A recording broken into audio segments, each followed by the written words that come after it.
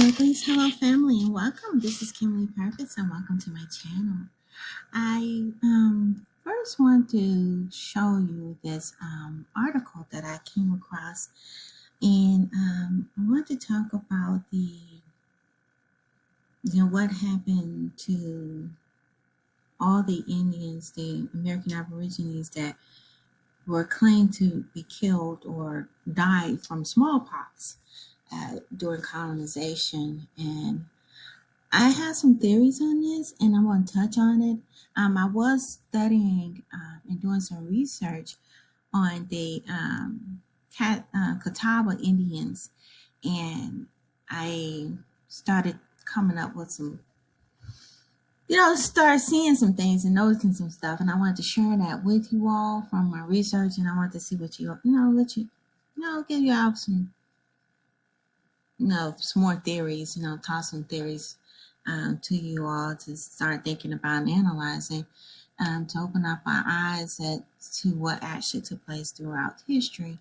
But before we start, I wanted to first tell you all about my company, Purpoz Counseling and Wellness Center. This is my website to my business, Purpoz Counseling and Wellness Center. And it says, if you feel like you're falling apart, let us help you find the missing pieces in your life. Purpoz Counseling and Wellness Center provides a variety of therapeutic counseling services geared towards helping individuals, families, and communities. Our goals is to assist individuals holistically through transpersonal counseling and psychological services. And this is the website, you guys, and this is me on Psychology Today. And all you have to do is give us a call today. Now, let's get started on this article. But before we start, I want to talk about the Kadab Opinions. I'm doing some research on that, and I came across this, though, when I was looking up the Kadab Indians, and it made me start thinking about some things. It says here, what happened to the Kadab tribe? It says, as the Spanish, English, and French competed to colonize the Carolinas, the Catawba became virtual satellites of various colonial factions. The numbers fell off rapidly. In 1738, approximately half the tribe was wiped out in smallpox epidemic. And by 1780, there were only an estimated 500 Catawba Indians left. So, this particular paragraph came from Botanical Encyclopedia, and I sort of want to explore this because I was looking at the dates and I was just studying and analyzing some things. And I know I love watching Dan Calloway because he tell us that we need to start utilizing our critical thinking skills. And we really do, because we've been brainwashed for so long, starting with the baby boomers on down to the Generation Xers and the millennials and Generation XY and X, Y, and Z, all the way down to the point where a lot of our history has been erased and we've been brainwashed to believe certain things, and we ignored the silent generations, which were our great-grands and grandparents, and they tried to tell us that we were in Aborigines here in the Americas. But enough said, what I was trying to let y'all see is the dates here. You gotta notice the dates here. The colonizers came into the Americas. Of course, they always say that Columbus from South America. He came and he colonized America first. He was supposed to be the first explorer that came, supposedly, discovered the Americas. But you can't discover a place that's already been populated by a group of people. But if you look here at the 1738, they always bring up this time period, especially on the East Coast, because this is on the East Coast of North America. And then they always say that they wiped out the tribes of smallpox. and it says by 1780. They always push it close to the time of the first census. I wanted you all to keep in mind that the first census, if you look at the first census, let me try to get to this article over here. I'm going to bring y'all about. If you look at the first census, it says the first census was in I believe it's 1790. And they keep on saying around that time period, smallpox wiped out the population. And it just so happened that when they say that it wiped out the population of the Aborigines on the East Coast, it's right around the same time they started developing the census. And then, of course, when you look at the census, they have all these small numbers, everything is sort of off. And like I said, I always had a lot of doubt about the validity of the population of that time period, because they were already capturing and enslaving a lot of the Indians. They kidnapping through the 13 colonies all the children. I did an article, I did a video blog on that about 3 years ago about the Virginia Indians and how they were capturing the small children of these tribes, 13 colonies of the different tribes in that region, and were throwing them into slavery because they were having a hard time capturing the adults because the adults was fighting back.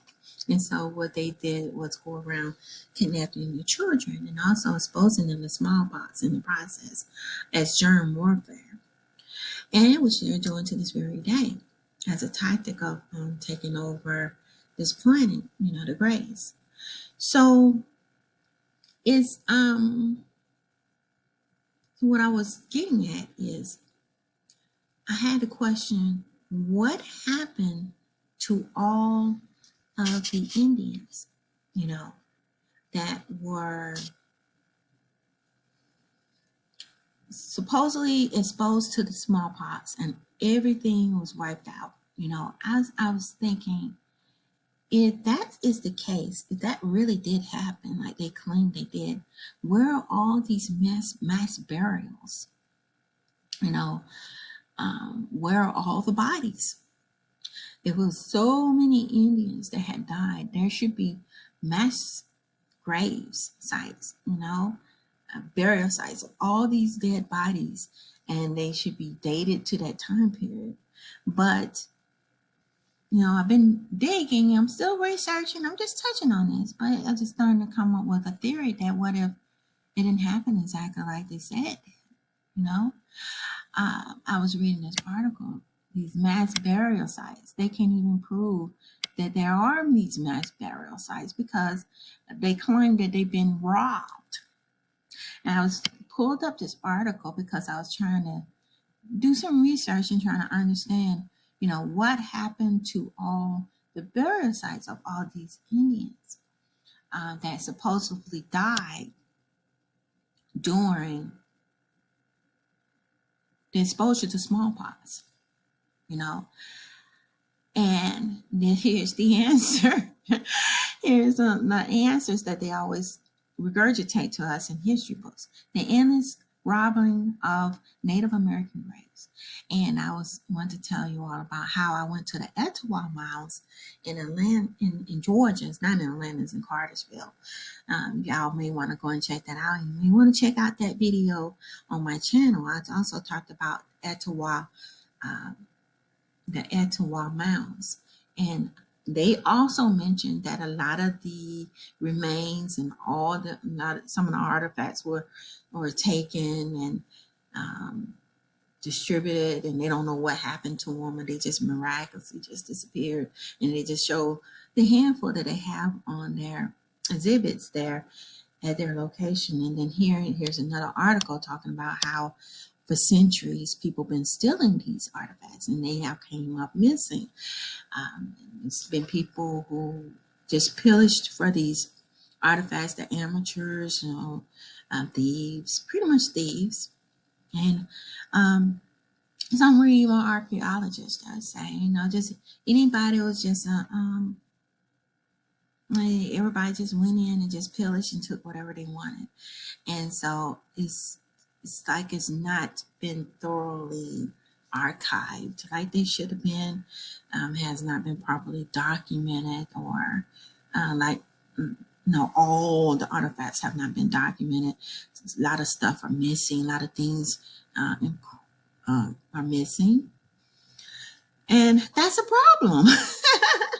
So it's sort of hard to justify putting these in history books as facts when you don't have supportive evidence to support the theory that all the American Aborigines had died during smallpox. It further gives suspect and sort of supports the theory that, we were already over here and all they did was reclassify the indigenous people as black.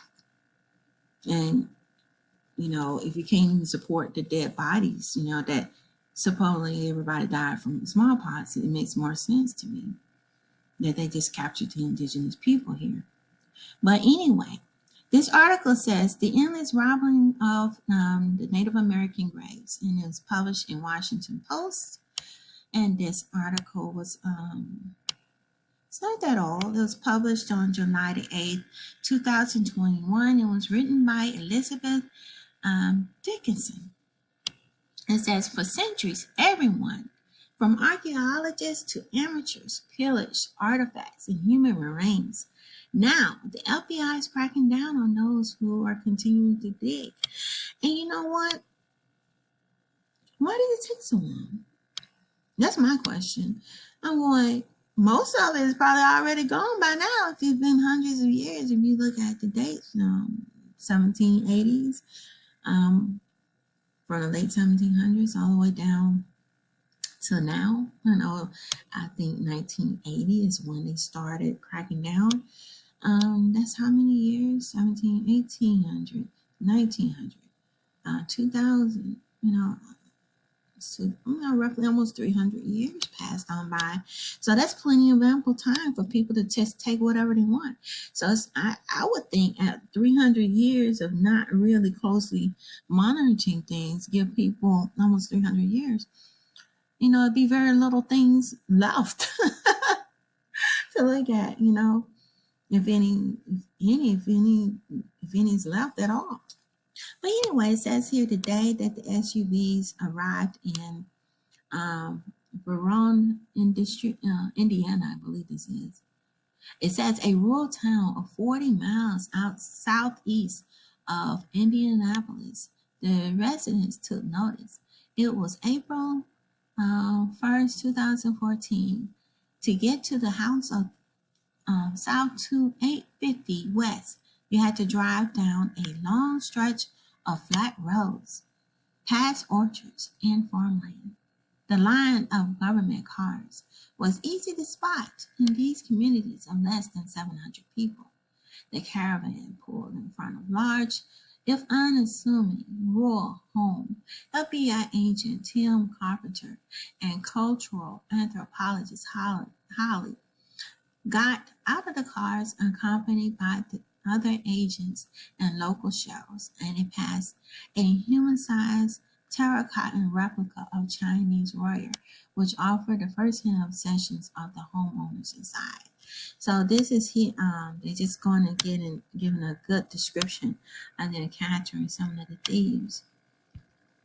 And I'm gonna put a link to this article, you guys, so you all can check it out. All they're doing is just making up, giving a brief and a thorough account of what took place. And it says here, Carpenter showed up in Miller's house that April morning as a member of the FBI's art crime team formed in 2004. This unit of 25 specifically trained agents seeks to rescue stolen cultural items. Agents often work undercover, posing as experts in the art world or as collectors. The teams have repatriated stolen art by the Nazis and returned fine art and antiques antiques to their countries of origin. So, and antiquities, to their countries of origin. Okay. It'd be nice to know how many they, found of Africa, but that's a whole nother story. It says here the Miller case represented a shift increasingly.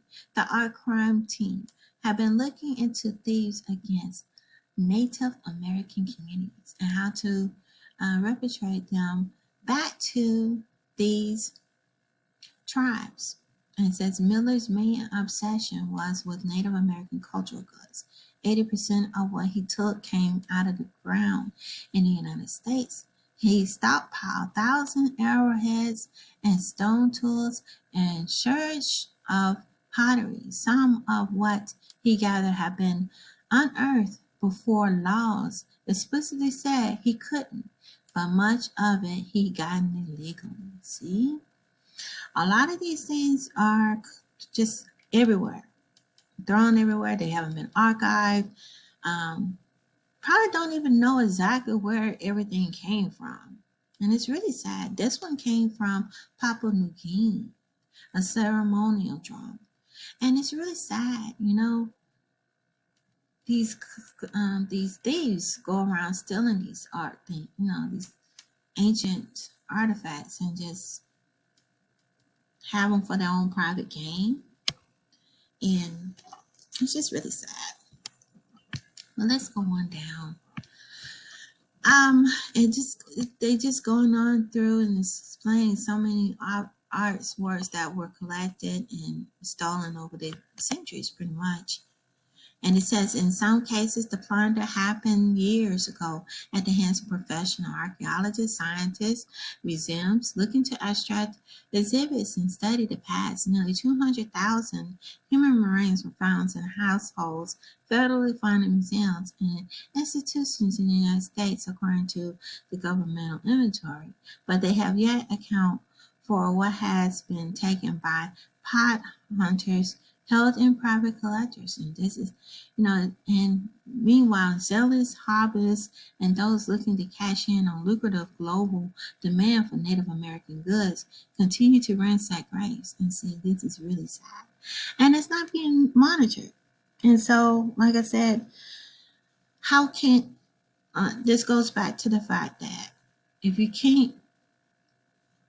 don't have the support of evidence to support these stories in history books, and a lot of the things have been damaged, been destroyed, been taken out, it makes you realize, how you can't just say that it's a fact that everybody died a certain way, or you don't have the supportive evidence to support the stories that are written in history books. But anyway, it says here that these are perceived that there is an active debate about whether to mark Native American burials on public and tribal lands. Official police these areas worry that such markers act as X on a proverbial treasure map. And so this is really disgusting. Here's another picture right here of some of the artifacts that were confiscated. It says here Don Miller in 1998 in his basement museum with a dugout canoe from South America. And see, they steal these artifacts and they're not being regulated. Nobody is monitoring it or doing a thorough job in archiving these ancient remnants. And so, and they even have human remains, like I said, and they is not being properly documented. And this article supports that. And so, like I said, my theory is my statement is, if you're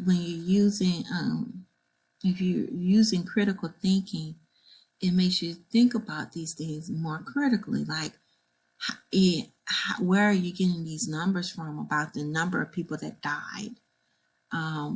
You claim you got people from Africa. You brought them over on ships. We question that because you know you can't bring those people over through Hurricane Alley, you know, in the Atlantic Ocean. But that's where you say you brought the Africans from. And then you brought, you get different numbers and different tests. And one test say, oh, it's over 100,000 people brought. Next test say, oh, it was 1 million people. And it's just all over the place. Is like I said, and then don't have no supporting evidence. There's no boats or anything. And then here they're talking about all these people died from smallpox. Where are the bodies? Where are these graves that they claim they are? How many were there? That's the question I have. And why are they scattered all over the place? Why weren't they archived? If you're going to make these historians and people who make these stories up for the public school system and for colleges and universities, the supposedly experts telling you that that all these people have died, where is your evidence? That's the question I have. Everything, you can't keep on covering up facts. I even did another video about the fires, them burning down evidence in courthouses and stuff that showed more evidence that the Aborigines were blacks or American blacks. We are the American Aborigines. And so this article just further supports that they don't even have proper documentation of the ancient artifacts. They, the bones, they're all over the place, which is really sad. Native American ancient artifacts are just scattered all over the place. And so it says here, what compels a person to reach inside the grave of another and taste what's there? There's a notion that some people's graves are the plunder because they are not considered to be fully people. See, they didn't value the indigenous people. Now, they still don't value us to this very day. Says Gabrielle Tayak, a member of the Indian Nation and Associate Professor of Public Health of George Mason University. Everything was owned, taken over, and assumed by conquering societies. I think it was Piscataway Indian Nation. That's where she's from. And then, it says here, since the arrival of European ships on these shores, Caucasian Americans have been obsessed with dead Indians. The U.S. Army made it official policy to dig up bones for study. In 1868, in Madison Mills, the leading medical officer of the U.S. Army, instructing in writing, the Surgeon General is anxious that our collection of Indian cranium, already quite large, should be made as complete as possible. Military grave robbing continued for decades, really continued for centuries, especially if you go all the way back to the 1700s. And it says here in 1892, an Army surgeon named Z.T. Daney broke into the cemetery belonging to the Blackfeet tribe in Montana. And while the resident slept, he sneaked skulls out under his coat. The greatest fear I had was that some Indian would miss the heads. See, my tracks and ambush me, but they didn't, he wrote in a letter. These bones eventually ended up in the Smithsonian National Museum of Natural History. And Smithsonian has so many artifacts. And there's another article I was reading about a lot of the evidence that supports Black Indians, Negro Indians here in the Americas during ancient times are in the Smithsonian, hidden. Stuff that don't support their narrative, don't support having Mongoloid Indians only in graves, support the narrative um, is is in those museums in the basements, hidden. So they don't show the artifacts either, especially the ones with Negro features. They only put the parallel looking ones or the ones that help further support their story, their fairy tale that they publish, and that we unfortunately have been suckered into believing. It says throughout the 19th and early 20th century, anthropologists, professional archaeologists, and amateurs, pot hunters alike aimed to build collections around Native American artifacts and bones. The whole idea of how museums even started was as cabinets of curiosity. And as Tad says, it was outright discretion, and it was desecration. I'm sorry. It was outright desecration, and an essential lack of acceptance of humanity of certain people. And it makes sense, and it makes a lot of sense. They're doing a lot of this stuff they're doing in all the indigenous, ancient indigenous artifacts. They're doing it globally. The melanated races. They're notorious for doing this. You see here in Americas, all the artifacts are gone. They're just desecrating everything. They go into Africa and just steal resources out of there. It's just globally,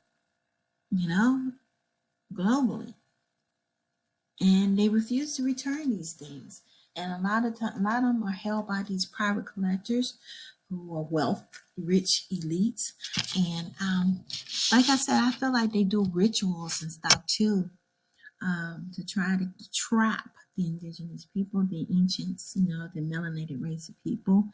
They know that we were the ones here. They learned from us, and that a lot of the stuff that they, most of the knowledge came from us, came from the indigenous people, and they don't want to give credit to it.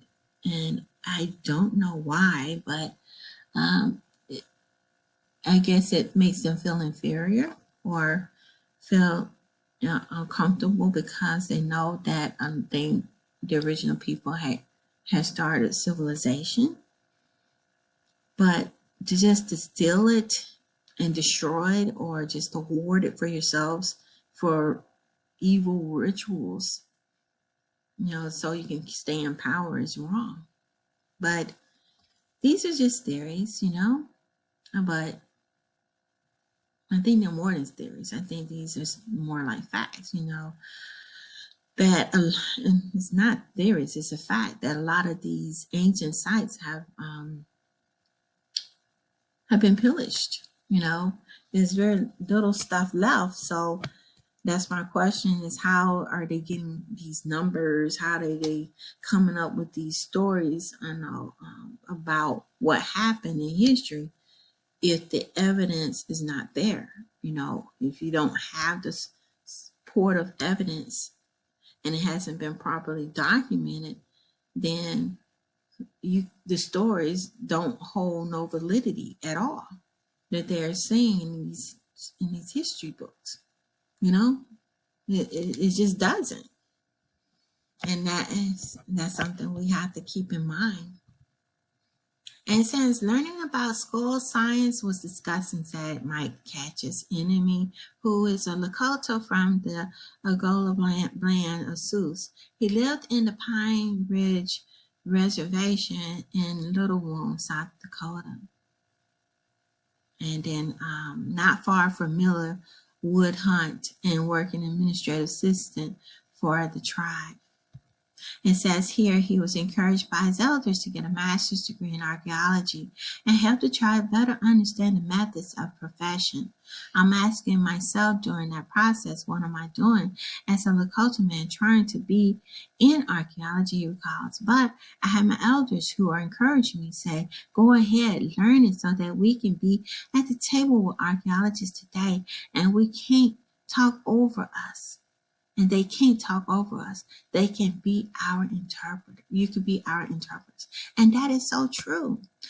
And that's part of the problem right there. That I'm glad they mentioned this in this article, that there's not enough Indigenous people who are doing these research or who are actual archaeologists to actually be a part of the research and studies. If it's only Greys, Caucasians, Greys doing the research, it's going to always be biased.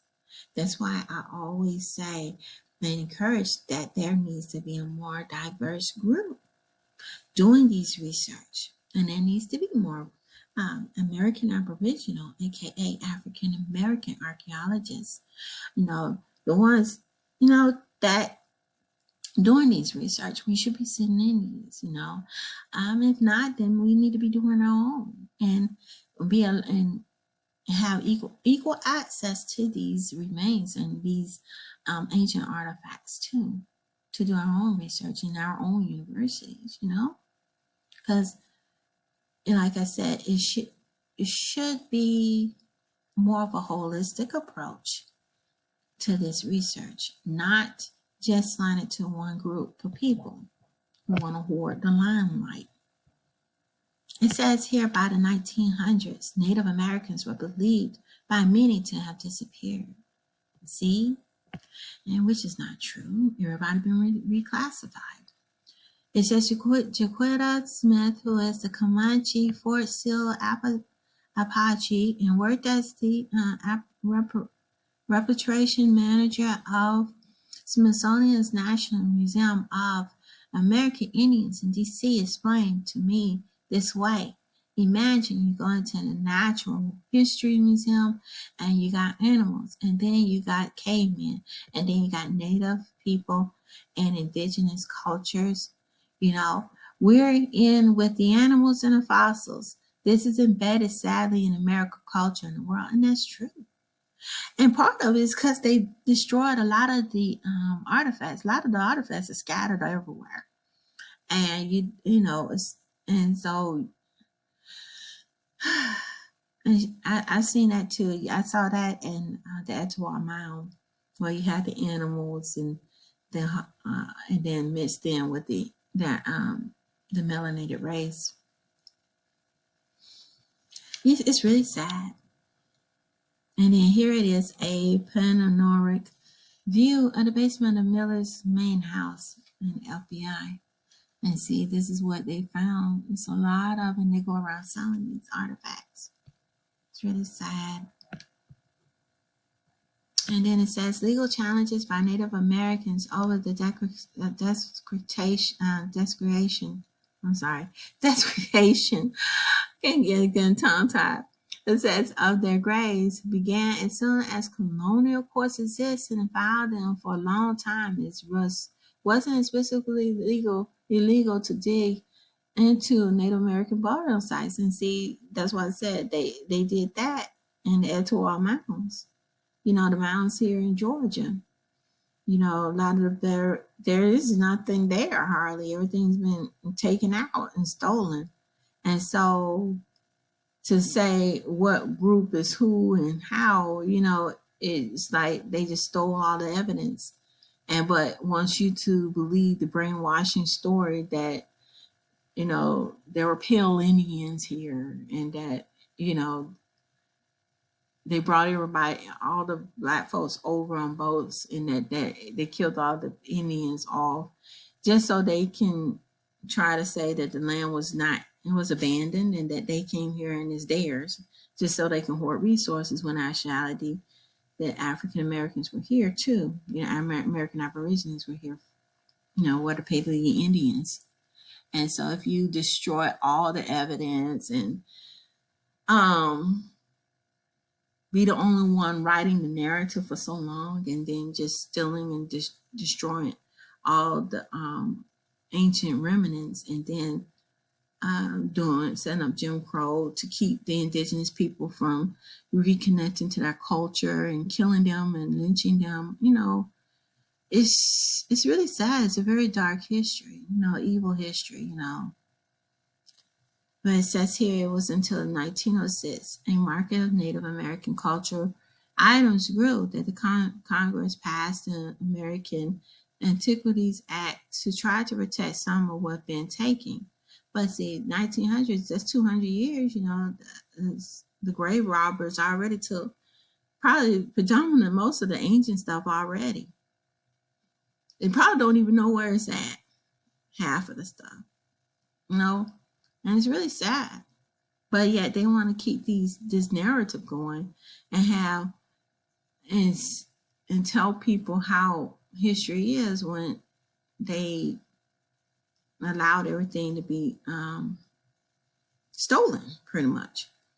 And it says here the laws levied fines and even jail time against those doing unauthorized excavation on federal land, and gave the president the authority to designate national monuments.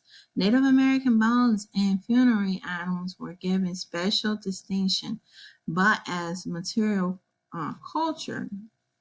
In that act, we referred to as resources alongside pots, says well, we were considered things. Oh gosh, that's really sad. Oh boy. People are considered things, not really living entities, energy beings, live beings. It's really sad. It says the act did little to stem looting, and by the 1920s, the decades in which Miller was born, amateur archaeology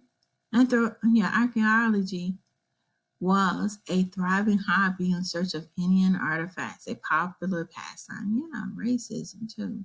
And like I said, 1920s was during that time when they were passing the laws preventing the Negro Indians from being able to identify as Indians, American Indians. And then they passed the Jim Crow laws to keep it. All this lines up, you guys.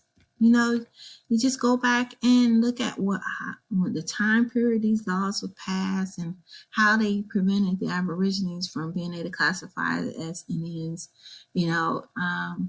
It's just everything just lines up, just like what our grandparents said about us being Indians. And it says publications like Hobbies, the magazine for collectors, included classification sections to the back advertising arrowheads and stone tools for sale.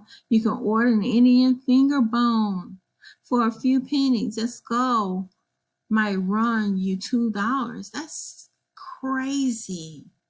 These are human remains. No kind of respect whatsoever. Wow. And it says here, in 1935, potholders cracked onto the mounds of the earth of Oklahoma and unearthed the Native American burial scrap. Today, the raiding of Sparrow Brown's mounds is considered one of the great tragedies to archaeological history, scattered untold items to the wind, but at times it helped spur excitement over what many consider treasure hunting. Most dealers and collectors, even some university museums, acquire many of their artifacts from the potholders who fan out across the country in search of old Indian sites. Historian David LaVere writes in Looting Sparrow Mounds, an American King's Tux tomb. Wow. This is earth-shattering, guys. Just hearing about how they just looted everything. And that explains why it's so little known about the American Aborigines. And that was done by design to erase us out of history books. And the constant erasure, that's why we need to hold on to our culture, you guys. Hold on to our identity. Reconnecting to our ancestors. Learning our ways. Bringing it back. And keeping it and holding it sacred is key. But this is a very sad article. It just gives all the historic accounts of all these looters just going around stealing artifacts. And it says here, By the 1940s, professions of anthropology and archaeology in America were coalescing, and amateurs like Millers were getting left out. So hobbyists began forming clubs of their own, and archaeological societies boomed across the country. Miller had a doctorate in electrical engineering and worked full-time in naval avionics in Indianapolis, for his spent free time scouring the lands for artifacts. Wow. And so then Miller wrote about their Venture Archaeological Society magazine, including articles from the 1950s and digging into native sites titled Fun on a Sunday Afternoon. So this is just fun for them, just digging into these ancient artifacts and just stealing stuff. And don't archive anything. And these people don't have no background in archaeology. It's like people from all walks of life just coming in and just stealing. Do they have any type of remorse? Any type of conscience? How would they feel they go into European cathedrals, ancient churches of Europe, and just ransack and just went through and just ravished their remains of their people? I'm pretty sure they wouldn't be happy about it at all. That's really sad. And so that's why it's a lot of the history is gone. And that's why we absolutely cannot believe everything that's said in the history book, because the evidence is all gone and it's been wiped away. And that was by design, because if they would have kept it, it would show I would say it would show mostly Negroid Indians, especially here on the East Coast. That's why they ransacked it like they did. And the evidence would be there. And a lot of it in Smithsonian, I'm pretty sure in their basement. And by keeping everything hidden is how they keep control. And they want us to stay asleep, believing in the okie doke. But this is a very lengthy article, you guys. I might do a part 2 on this one. I'm not sure. But if y'all want to read it, I'll put a link. I'm going to stop right here. It's just giving more accounts about, all these artifacts that that's been found, and what the FBI found, and how they were able to investigate, found. And it's like these pictures here. It's more photos of stolen artifacts, the pottery and everything. And I'm pretty sure there were images of these people. They put very few pictures of the images. They just show the pottery.